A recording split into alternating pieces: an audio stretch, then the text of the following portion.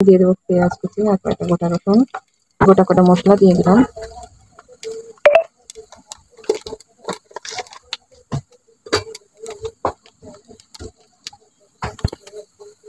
পেঁয়াজ বাটা, আদা বাটা, রসুন বাটা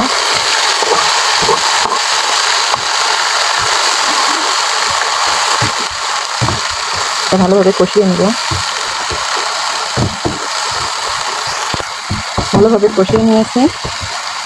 তারপরে এবার মশলাগুলো দিয়ে দেবো। দিয়ে 1 চামচ হলুদ গুঁড়া, 1 চামচ ধনিয়া গুঁড়া, স্বাদ মতন লবণ, ভালোভাবে এভাবে কষিয়ে হালকা করে একটু পানি দিয়ে দিলাম।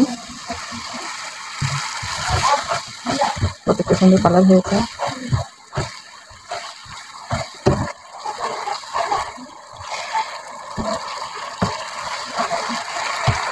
ভিজিয়ে রাখা মুগের ডাল আর মসুরির ডাল ভালোভাবে কষিয়ে নিয়ে আসছি।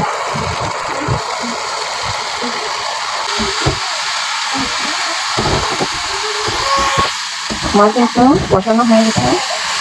এবার পানি দিয়ে দিব পরিমাণ মতো।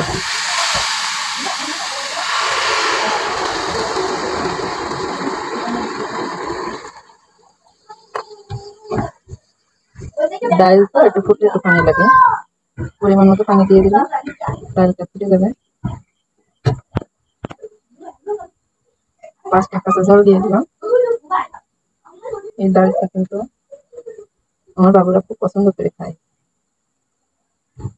অনেকগুলো করে ভাত খায়।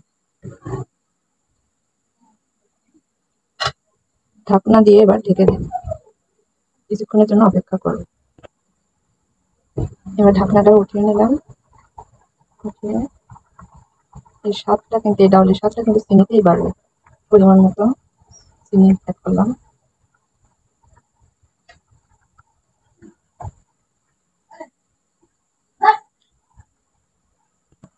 আমার রান্নাটা কিন্তু একেবারে হওয়ার শেষে অবস্থায় রান্নাটা একটু লোতে রেখে ডিম দিয়ে দিব আস্তে আস্তে।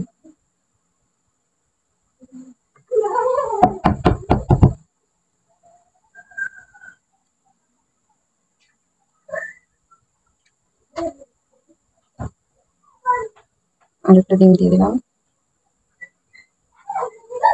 এভাবে রান্না করলে বাচ্চারা অনেক পছন্দ করে ভাত খেতে। আপনাদের ভালো লাগলে এভাবে একবার বাসায় ট্রাই করবেন। ট্রাই করে বাচ্চাদের একবার মুখের সামনে দেবেন। এবার ঢাকনাটা দিয়ে দিলাম। 10 মিনিটের জন্য রেখে দেবো আস্তে আস্তে লো হাইটে। আমার রান্নাটা কিন্তু একেবারে কমপ্লিট হয়ে গেছে। একটু বন্ধ করে দিয়েছি গ্যাস। দেখতে পাচ্ছেন ইউনিক একটা নতুন রেসিপি।